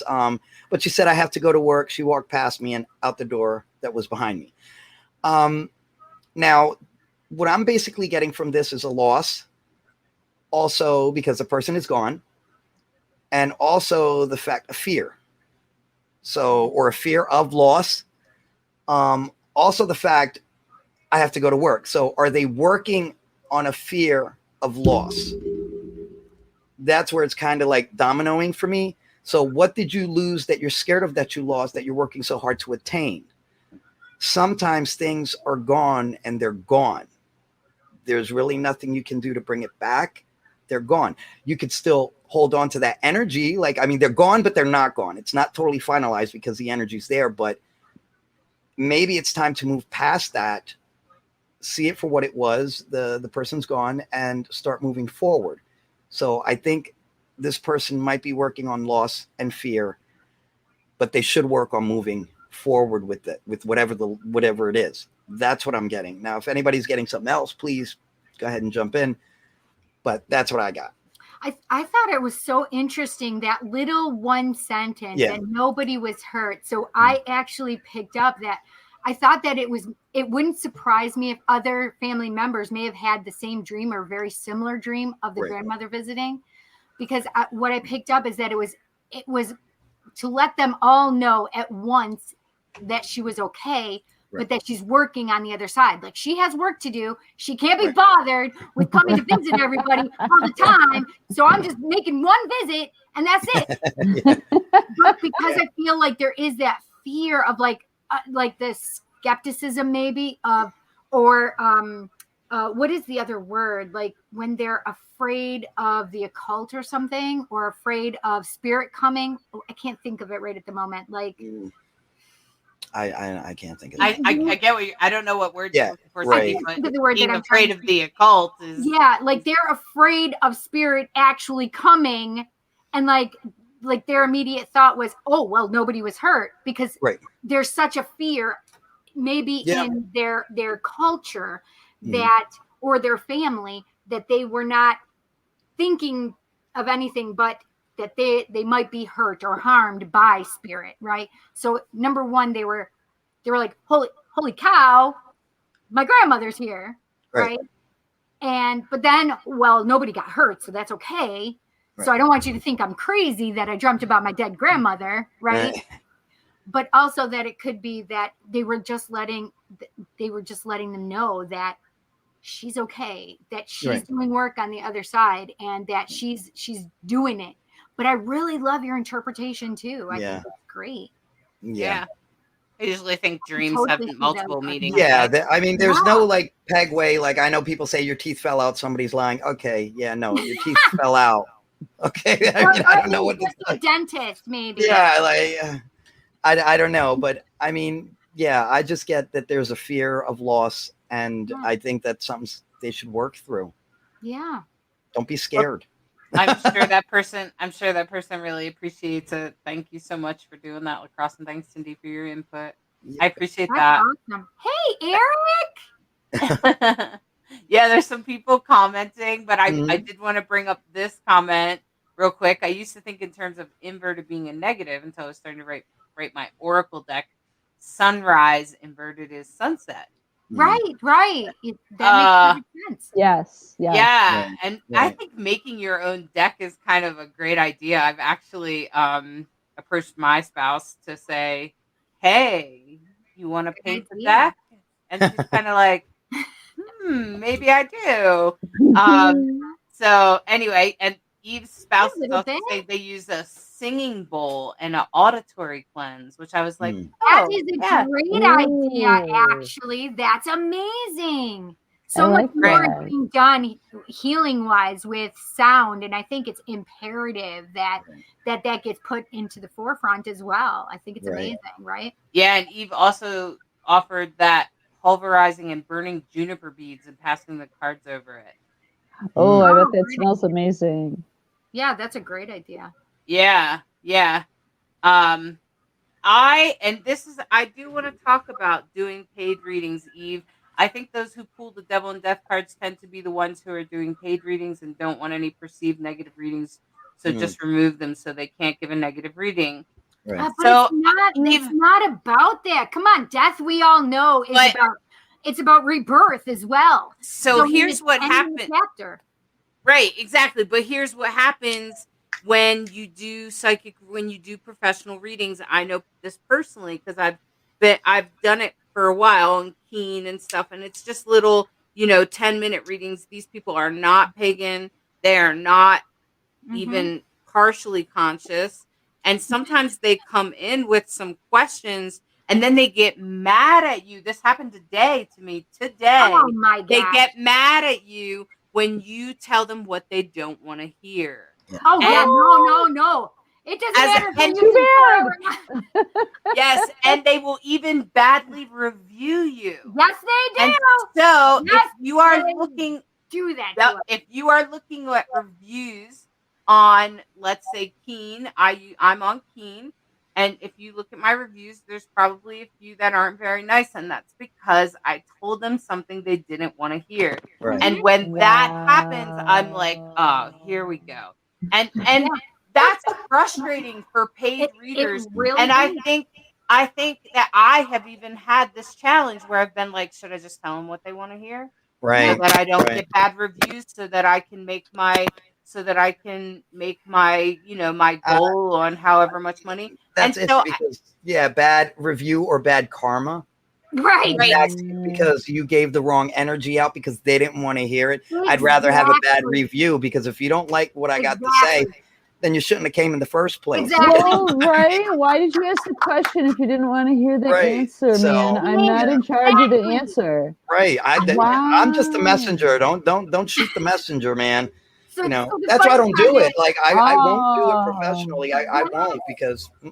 So I literally, I've had, and this is me doing my mediumship, right? I used to do psychic fairs and I do psychic parties in people's homes. And I've literally had 3 people that would say, this has been a terrible reading, and they'll say it to my face. Right. Or they'll say it behind my back. One of them said it behind my back. Well, the 2 that were at the psychic fairs, within about a year, the one that was staunch, like, no. And I finally said to them, I'm like, maybe this is something that's in your life that you need to pay attention to, because you're not listening. You're not listening to this reading. You're only wanting to hear what you want to hear. And you're not listening to what Spirit is trying to come through and give you. And I said that to all 3 of them, by the way, because that's what was really happening, right? Yeah, right. That one person who was adamant came back and wrote me this amazing email and told me, I understand everything that you were talking about. It took a while before it came through, and I understand every single thing you said. The second person came back within 2 cycles of the psychic fairs and said, Cindy, thank you. I'm sorry I wasn't listening then, but I understand now. Right. The third person has not come to say that. Do I think that that's not the truth? That she hasn't? I don't give a rat's behind, but I had somebody in the next town over, and they're like, oh, tell me a good psychic medium. And one of my friends said, hey, Psychic Cindy is amazing. This woman had the balls to go on there and say, oh, I had a terrible reading with her. She's terrible. I had a terrible, nothing she said. And I'm like, that bee still is not listening. And that's so here's the interesting thing about that, and what Keen is actually coaching. What I read on Keen as an article as a reader is that many people, if you're looking for a professional reader on a thing and you're reading people's reviews, if they're all 100%, it's probably not a good reader. Right. You want to see some of those bad reviews where people say, oh, I hate this person, or I didn't like this reading, because that's why, because they probably said something they didn't want to hear. And that's what happened to me today as I was doing that reading, and this person was like, no. And I was like, something is in the way. And I'm like, I'm actually telling you what you kind of want to hear, but you're not hearing it. Right. And so, and exactly. And then at some point, she argued with me. I let the cards show it, even if it's tough love. So Eric is saying, when I do readings, I let the cards say what needs to be said.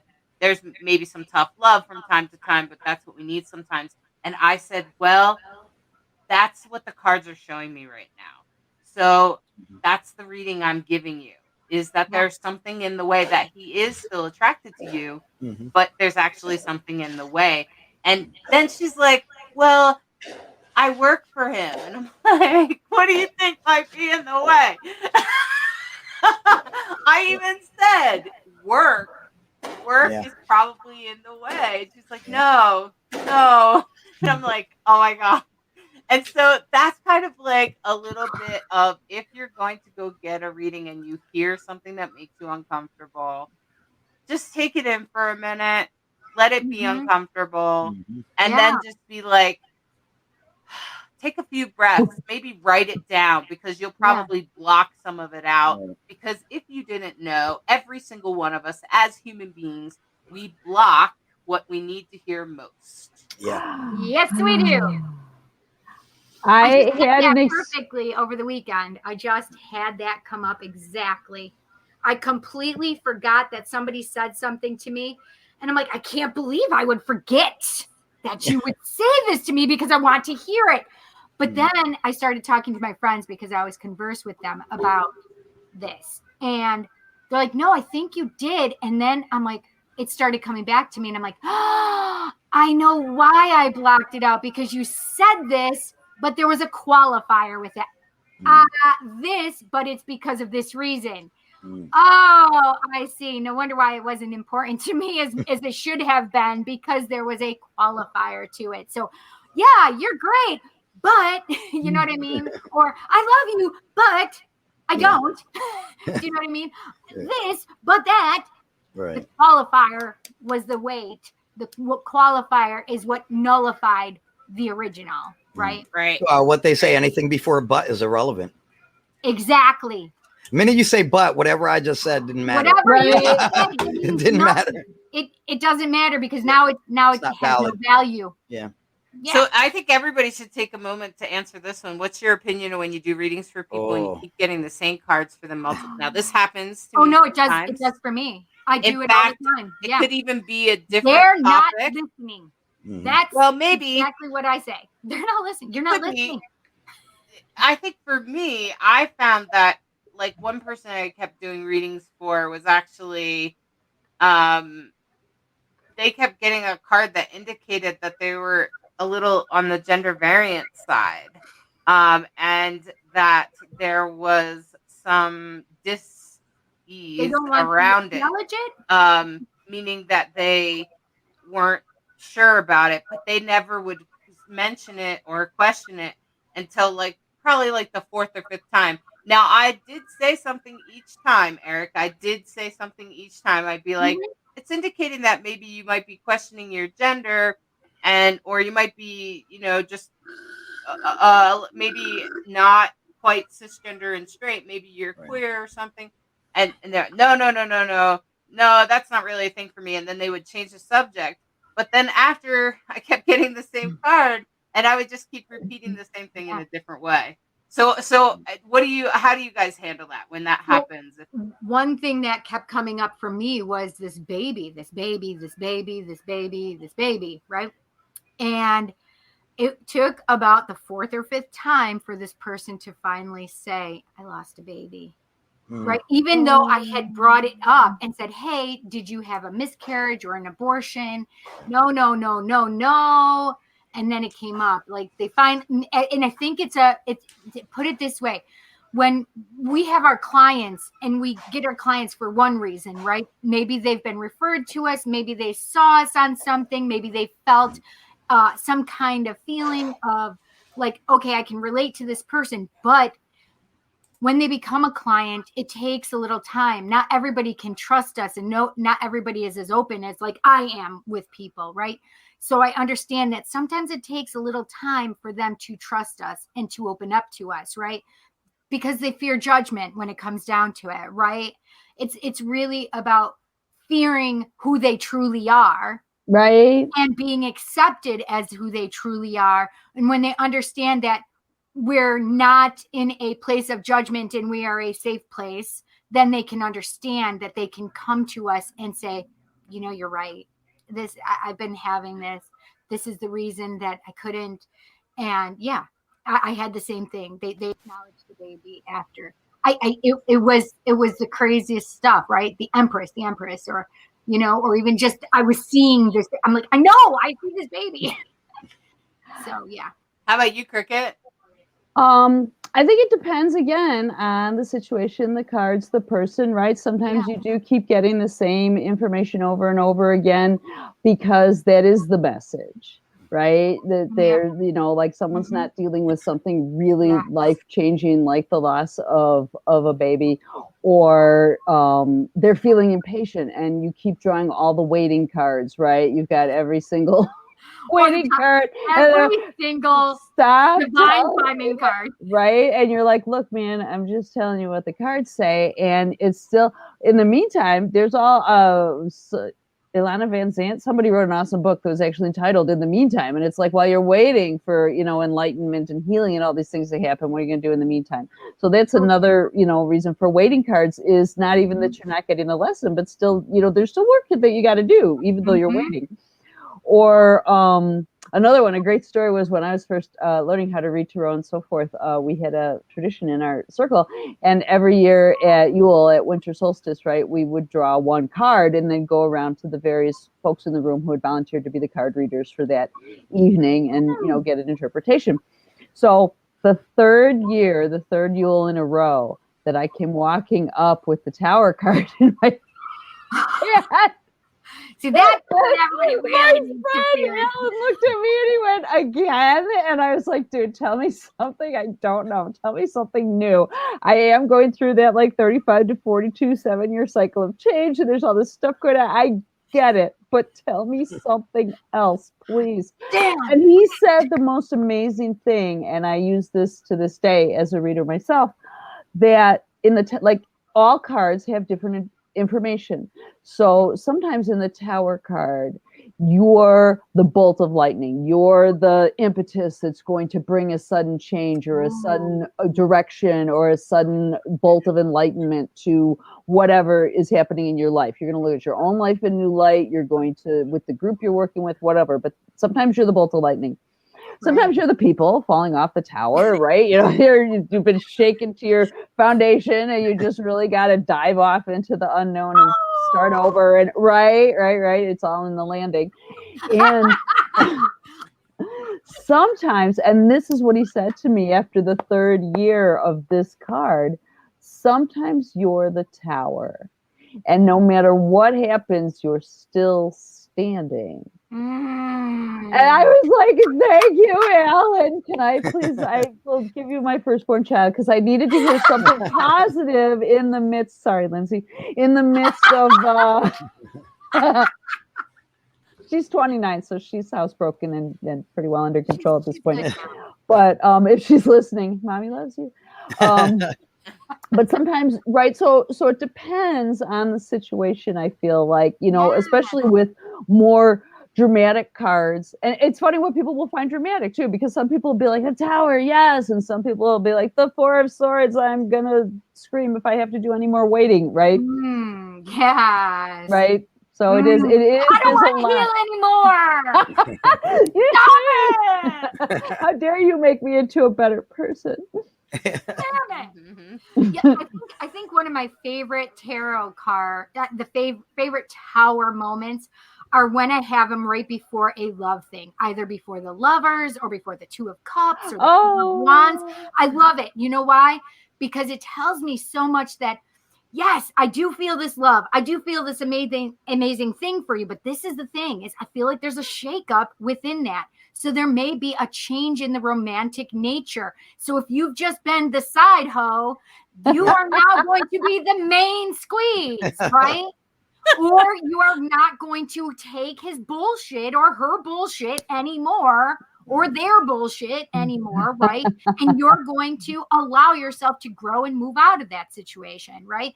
So it really does. It really is about that, especially pairing cards together. Yes. You certainly know that after seeing so many for so long that sometimes this means this, right?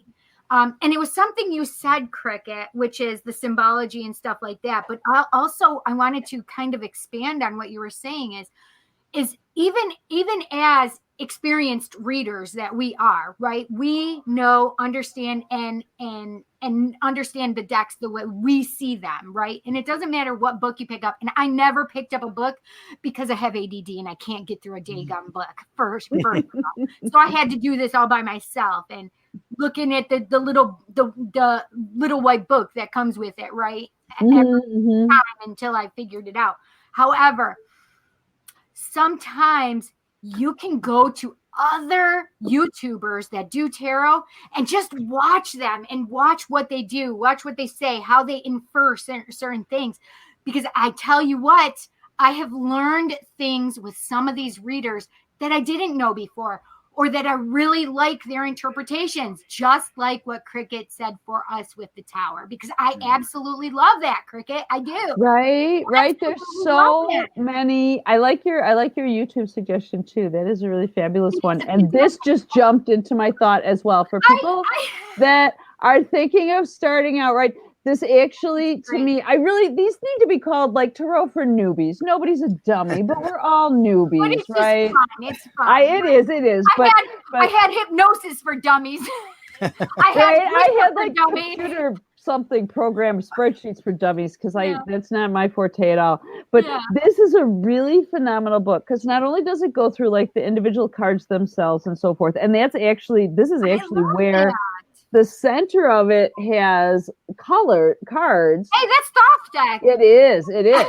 And so you can kind of look at different cards. And I think this was this the one that Bright Hawk was bringing up? This is the Italian one.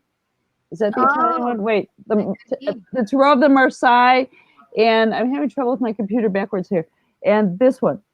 I can't do it. I'm a terrible radio host. Yes. It's terrible. You are not. The Tarot of the Visconti Sorfazza Tarocchi deck. And so forth. The Tarot of the Ages was in here, but it also equates it to numerology, and it equates it to the Kabbalah, and it equates it to, right? So there's so many ways that you can learn to come at the tarot with a book like this that will really bring you to your own individualized like understanding and awareness of where this is going for you. Yeah. I love some of the newer decks, like the Modern Witch. It's very LGBTQ friendly. Most of it is women in the role of both male and female gender roles, right? The female imagery anyway. But nice. I love that. I think I was looking at that deck online. I love the energy. I have several that, and I feel called to them, right? When I'm doing my thing. So I'll pull out at that time of my show, I pull out those decks and whatever I'm feeling called to. And then for each individual person, I will use a different deck if I feel called to do that. Yeah. So Eve said, I always find number pairings and readings interesting. There have been several weeks. Hollis did readings. and there were different suits and the same number showing. Yes. Yeah. 1 week I Right? think was 3s and another was 5s. That's Yes, interesting. I've had that myself. I just did that like last week. I'm like, you will not believe this. I literally had people getting the same cards like in a row. And sometimes they were the 5s and sometimes they were the 10s. Like out of 4 cards, I have 3 10s in front of me. One of them being the Wheel of Fortune, right? And then the 10 of Wands, and then the 10, I think it was the Swords. I'm like, Jesus. Right. Or the Well, same suit over and over. Like the daily readings that I do, I've kind of looked at it as a story of the journey of the Fool. So every time the Fool shows up, Yeah. I feel like we're resetting, and then we have like 2 weeks of something else going on. And it's amazing how much that goes in cycles too. Like this one set of readings, it was Swords every day, and people were like, Cricket, could you please shuffle your deck? And another one, it was everything was inverted, and they were like, Cricket, you have your deck upside down, And I'm like, I know, we're all tired of being inverted swords, but this is apparently where we're all at this month, and it was in January, so it was a really harsh month for humanity. It was, in although astrologically, this month. Actually, June has been one of the most intense. The cards in the readings that I've been doing so far, the story has been very gentle. Yesterday, we got the Knight of Wands inverted, and today we got the 10 of Wands inverted. So, but it's been like the Star and the Lovers and right? It's been very gentle. It was like, so sweet. Thank you. That's not what I'm seeing at all. The last cycle was, the last cycle of the journey, the Fool showed up a week ago now. It was really harsh. It was very like right around the time of the eclipse and the things, everything going retrograde at the same time. And the cards were like, listen, bitches. And Exactly. Well, I thought tonight we would all, before the end of the show, let's try to take a few minutes to do a quick reading for everybody, all the viewers, whether you're watching it right now live or if you're happy summer solstice, Eric. So this is our gift to everybody, our summer solstice gift. Happy summer solstice. Yes, exactly. Yes, friends. So let's, I'm going to do a quick reading. I've been shuffling for a few minutes for the whole group. And interestingly, I got a couple cards I don't think I've shown on this place yet. My modern witch. So do a quick, I'm just doing a 3-card spread for everybody watching, and whether it's recorded or not, it doesn't matter. This is the Fool card, which is about the past. Okay. And this is about us stepping forward on a new path. So what brought you to the show? Is it because you were just interested in Rainbow Soul, or are you interested in starting in the tarot? Or what brought you to that path of the tarot? That's what this card is. It's meant to remind you of why you stepped on the path to begin with. Why did you come here to begin with? And that goes for all of us here talking, like LeKross, Cricket, and Cindy and me. What brought you to this, right? And also remembering that in the right now, this is a 3 of Cups, which is a beautiful card with a gay couple in the cup and a queer person sort of celebrating their love there. And I would call that a non-binary person in the front. And what's beautiful about this is that we're celebrating each other. None of us are here to compete with one another. We are all here to celebrate each other. So remember that energy going forward. Viewers, remember to celebrate each other, to celebrate what you got and celebrate where you're going and celebrate your emotional challenges even. Because when we are faced with an emotional challenge, usually afterwards it gets better. Just saying, usually after the dark follows the light. So, and guess what? In the future, I got this very interesting card, which is a Justice card. But check it out. I can't even handle you right now, Hollis. I'm so angry right now. Like it feels like you literally just gave me a reading. I will own that shiz. I'll own it. And this is the Justice card. Look at the way that they're holding. This person is holding the balance of things, holding those flowers on their chest, red and blue, and the whole balance of this card And that's what it's all about, is you step forward, balance. Cards don't have to dictate your life. They're meant to be a guide, a simple way of pointing things out to you or helping you understand your life just a little bit better. And that's really what it's all about. I think that's the tarot. So whoever's ready to go next, go I ahead. can't even handle these people. Oh my God. I'm pissed right now. Okay. Okay, do we want to read mine? Go for it. Cindy. Go for Go for it. it. Okay. So these have been falling out, or I just noticed them, right? So when I notice a card, it means that I need to pull that card. That's how I work personally. So I have the strength card. Obviously, we all need strength right now. We're all going through a lot of stuff right now. And it's not about like the physical. It's really about what's internal for us. And we need to fall back and remember that.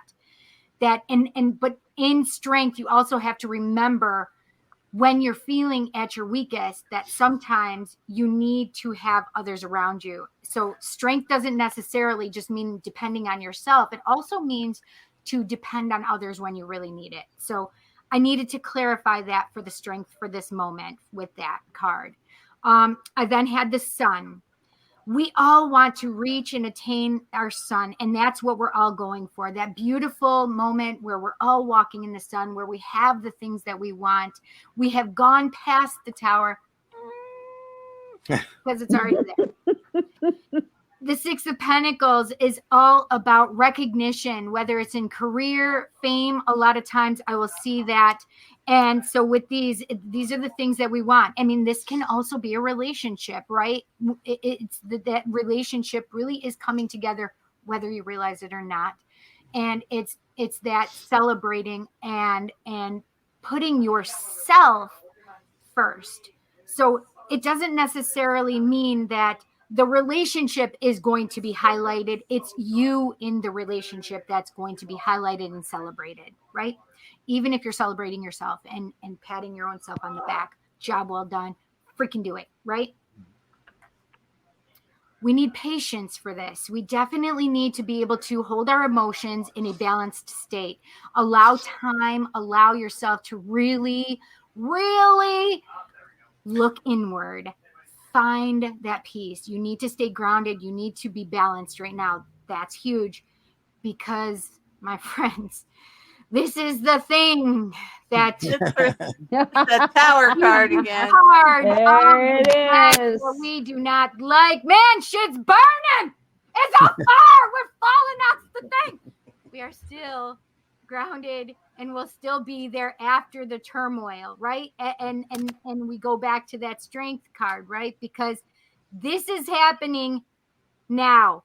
This is the stuff that we need to look forward to. This is what's happening. This is what we need to do now because of this, bringing it forth. Know that it is Spirit is working with you, that everything you're working together to attain, Spirit is helping you attain that. That Three of Pentacles is really working on things without or whether or not you're realizing it, right? So yes, you may have some spiritual shit that you got to deal with, but Spirit's there to help you. And this is the other thing. I also feel like if it's not a partnership, it's your friends that'll help you work on it with Spirit, right? So that you may have this beautiful moment of your sun. Beautiful. So that you can have that space and place of recognition, even if it's just you recognizing yourself. Thank you. Well said, Cindy. Yeah. Go for Cricket. All right. Well, we're going to start with our inversions. We have the world inverted here. As you can see, this is the herbal tarot deck that I'm using, the one that I use for most of my online readings, the daily card. Although I do have a choice of decks if you choose to contact me for a personal reading. So the world card, right? And upside down, this card is really fun because it kind of almost looks like a heart, right? Like an anatomical heart, like the kind in our chest, and here's all the vasculature up on top, right? The coronary arteries and stuff coming down. And so inverted, right? This to me is asking us to go inside, to look at our world inside, to find our place in the world. And the more that we find where we are inside of ourselves, the more we find our place in the outer world. The more we understand ourselves, the more we feel comfortable in our place in the outer world. And I think a lot of times people are very anxious that someone's going to see who they are. And what if they're an even bigger hot mess than they were led to believe? But right, what we all see when we look at each other for the most part, especially people that we have some sort of connection to, is we see how beautiful we are. We see their place in the world. We do see the positive in people. And especially now, right, we're all really, well, okay, maybe not all. Most of us are really, we're trying to find a good thing to say about each other and not have more stress and more strife and more negativity, right? The actual details of the world at this moment are dramatic enough. So if we could say that nice thing about that lady down the street that has that sign on her lawn that we don't really like, but, you know, we love her roses. We love, you know, and so our place in the world is a good neighbor. We're a good neighbor, and we do. Her roses, we walk snuffy past the roses every day, and we just have a moment of peace and beauty and connection in the world, right? Because we are all one in this world. So looking at our inner selves will give us more information about where to go with these things. And our next card here is the Nine of Cups upright, right, which is one of the wish cards. Yes. And talking about it's kind of just a little sidebar about this card. This deck was written a while back, and so the plant that's portrayed on this card is known as partridge berry, but on the card it has the old name of squaw vine, which we don't use. Partridge berry is the name. And the other cool thing about this deck is it gives you the Latin, the botanical names for plants, so you can understand which one you're working with. So that's how I know this is partridge berry and not squaw vine. So, but this is one of those wish cards, right? This is where the figure in the card, and this deck also, the figures are very often androgynous, right? Like in the Rider-Waite deck, the Nine of Cups is obviously like the Merchant of Venice or something sitting there, right? But this could be either gender sitting here with its Nine of Cups, which is really fun about this deck. So the Nine of Cups gives us kind of like a satisfaction, right? The figure is is kind of satisfied about how they've got their cups stacked up and how things are going for them right now. And they're taking a moment to enjoy the fact that they're allowed to be satisfied. And it may be silver linings. They may have just simply stacked up. The fun thing I noticed about cups the other day is if you turn them upside down, you have like pillars of foundation.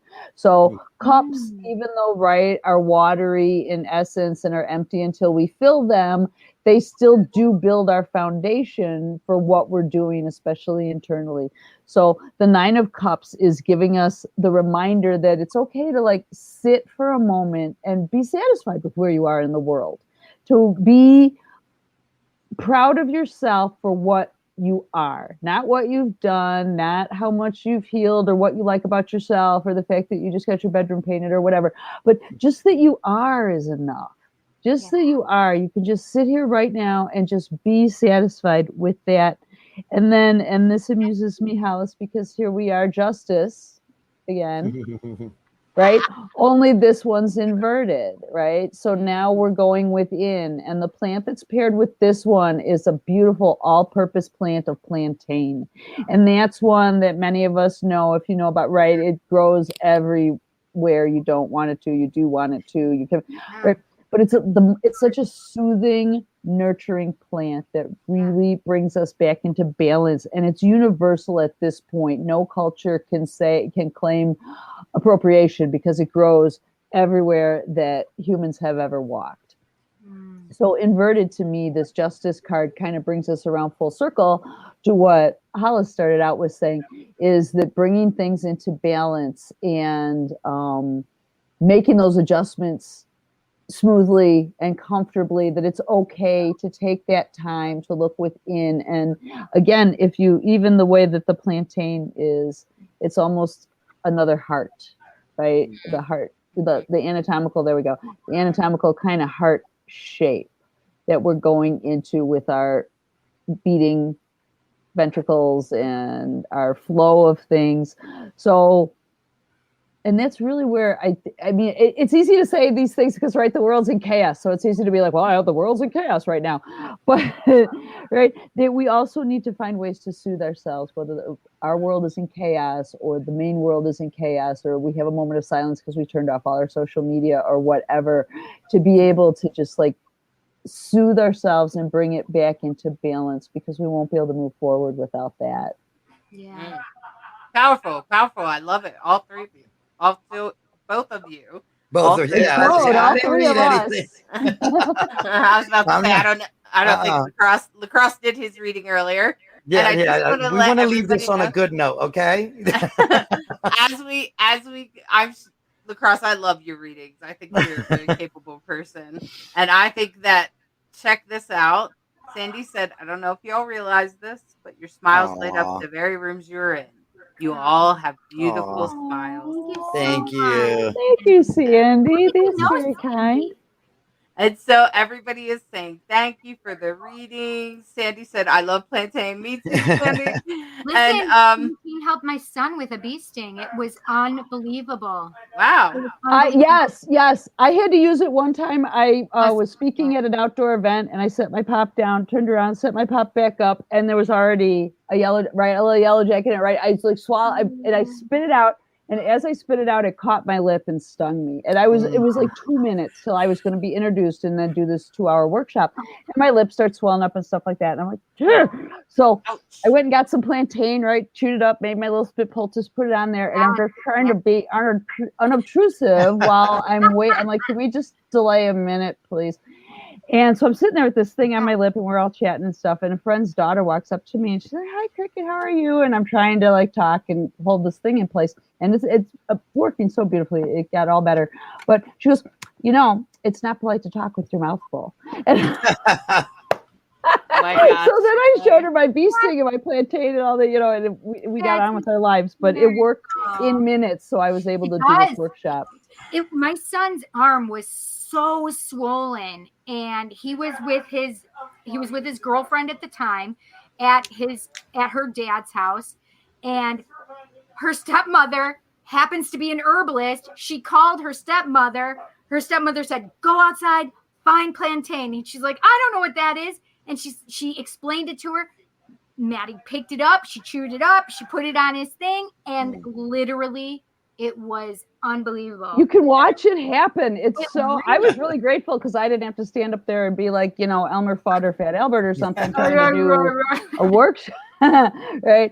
But yeah, you can watch it. It's great. Mosquito bites too. That's where I learned it. Yeah. Our oldest was a mosquito magnet as a kid, and like everybody within a 5-mile radius was going to be miserable because this poor honey was covered in bites. So I was always like, let's just cover you in green. You'll be good. Exactly. Let's bring you back to the earth. Thank you, Eve. Thank you for always coming. It was another great show. Thank you so much for this. It was just what was needed. Bright Hawk says, great show, everyone. Love the show. Enjoyed it a lot. So I want to thank all of you. Thank you, Cricket, for go for it. Go ahead. You want to say something? Because there is something that you had said for us to think about, which is, where do we see tarot going, right? One of the things that I thought that's amazing, because I have a deck that is totally not, there's no kind of diversity in this deck. They use this model of the wife of this tarot deck maker. And one of the things that really bothered me was there's no goddamn diversity in it, right? So it was one white woman that was beautiful and thin with big bosoms, and that was it, right? But one thing that I like what the tarot creators are making is diversity. They're creating color.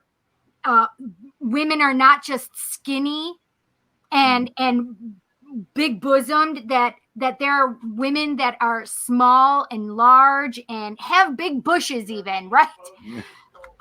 But it's, I love that I see that tarot is moving away from rider weight, right? Yes.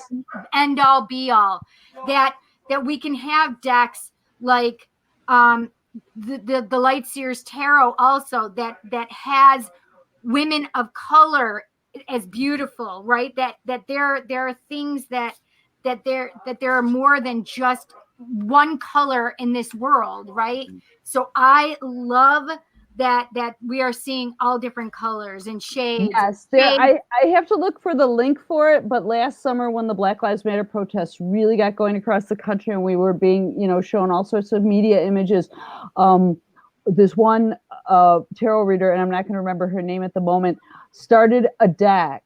And it was all the pictures of protesters from around the world. So it was there was only a handful that was being released at that time, but like it gave you goosebumps to see Beautiful. the strength and the beauty around the world of all genders standing up for human rights and for humanity as a whole. Yes. So I'll have to see if I can find that link. I will post it on this in the comments section when I get to it. But that I think is where tarot hopefully will move along with other things, is into the realm of what's reflecting what's happening currently in society.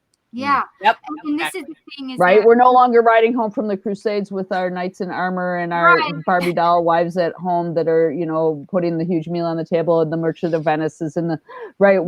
But we do have real world situations that are buzzing through the energetic realm of all humanity at this time. Women ride motorcycles too, right? Yep. That's right. I love that. I love that I have a deck that has transgender. The chariot in here is a female riding a motorcycle, and I love that. That's the chariot. Nice. So I agree with you, Cindy. I also see it changing, and I think that's beautiful. I agree with you. I enjoy all that. So thanks for saying it. And as we close the show, I want to say thank you to Cricket and to Cindy. Yeah. Thanks for being on Rainbow Soul. And thank you, LeKross, for being the amazing person that you are. For being able to read that person's dream in Spanish and interpret it, and then amazing and do all of that. That's talented. We are all talented, amazing individuals, and we all have something special to offer the world. And thank you for shining your light on Rainbow Soul. Good night. Good night. Good night. Thank you for watching Rainbow Soul, part of the WLFE DB Network, a queer perspective on spirituality beyond religion. We appreciate you sharing the show on your timeline, follow us on social media of your choice, and join our Facebook group, Rainbow Soul. We want to hear from you. Share your topic ideas for Hollis and LeKross, explore upcoming shows and interesting guests. The Rainbow Soul Facebook group, where we build community of questioning seekers. Rainbow Soul, where spirituality is our medicine.